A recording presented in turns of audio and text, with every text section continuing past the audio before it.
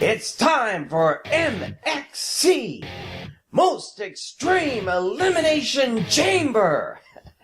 I'm Chris Wolvie, the wrestling blogger who always tells it like it is.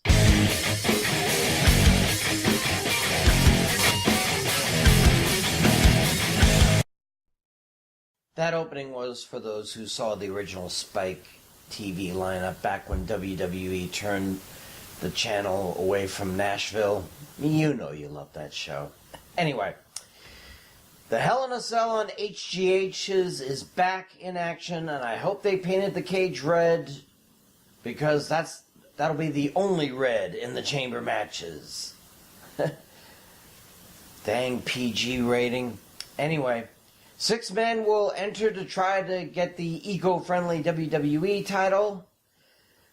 12 women will enter to try to win the 17th title on the WWE NXT UK Pantheon. Plus the Blue Brand's tag titles are on the line, 2 of the Red Brand's titles are in jeopardy, and a surprise no DQ match. Oh, and the Purple Belt is played for as well. Like anyone will see that, sadly. Well, let's see how long they can stretch out these matches to fill 3 or 4 hours. Here are my official, unofficial, official predictions for Elimination Chamber 2019. We'll start with the typical Cruiserweight title match on the kickoff show, Buddy Murphy versus Akira Tozawa. Look, we tried having Tozawa as champ before. Remember when Titus Worldwide was still a thing?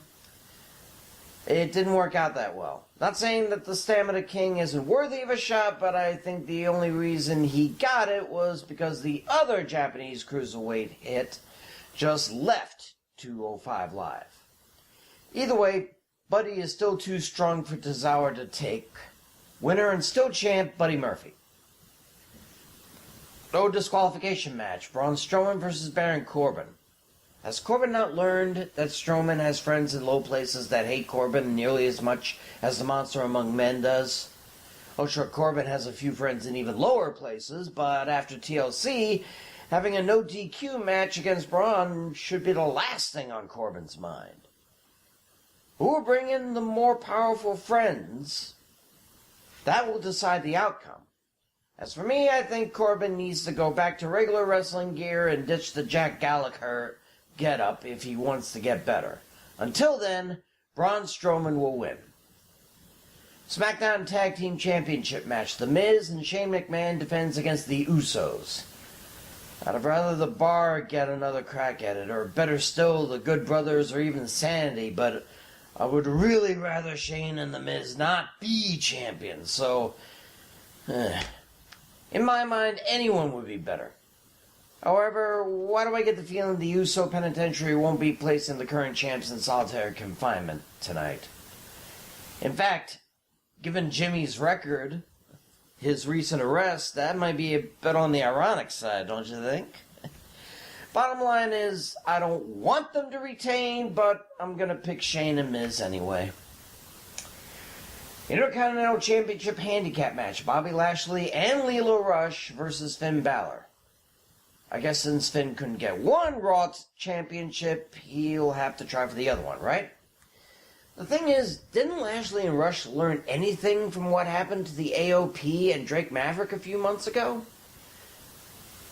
All it will take is for Rush to be rolled up and Lashley loses his title. And how did Rush convince Lashley that Lashley can't take out Balor by himself? Does Rush doubt his abilities that much?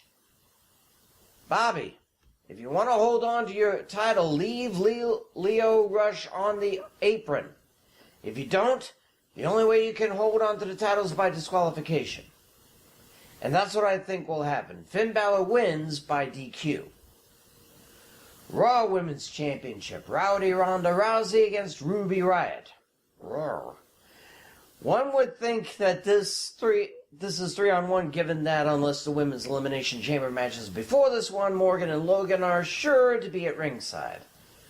Hell, even if the Elimination Chamber match is before this one, they might stagger their way out to help. But I think that the next person to give Rousey a run for her money will be whoever her WrestleMania opponent will be.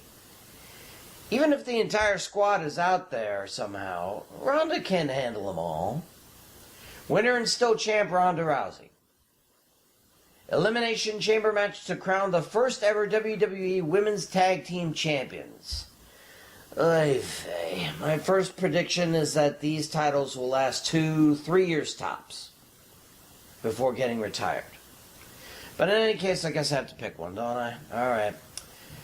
While Tamina and Nia Jax seem to be the odds-on faves, I don't see that right now. They'll be pissed off at losing, but they will lose. Naomi and Carmella, no chance in Hades. Riot Squad, a good chance of being one of the final two, but not title winners. Former Absolution, again, outside chance, but not likely. I think it'll come down to the Iconics and the Boston Hug connection. Now, the Aussies have worked for this day ever since their NXT debuts. And I'm still quite surprised that Sasha Banks hasn't heel-turned on Bayley and vice versa. Might happen tonight, who knows? But my pick for the first women's tag champs are Billie Kay and Peyton Royce, and their reign, no matter how short, will be iconic! Finally, the Elimination Chamber match for the WWE Championship. Ah, the new Daniel Bryan. Talk about someone leaning into that crap. He took the planet's champion moniker to the extreme by replacing the WWE title belt with that eco-friendly one. But Triple H was right to make him put that title on the line this way because DB's thinking he's above the WWE. Shame Mustafa Ali is hurt, but I'm thinking Kofi Kingston will go deep.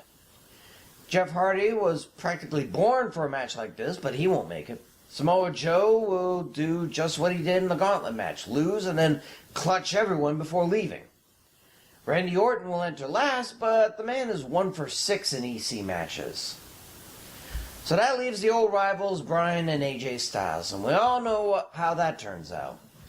There'll probably be a match at Fastlane to decide who challenges at WrestleMania, but the new Daniel Bryan will retain, even if Rowan has to stay out of the way. Those are my picks, and there's no escape from them. I'm Chris Wolvie, the wrestling blogger who always tells it like it is. See ya.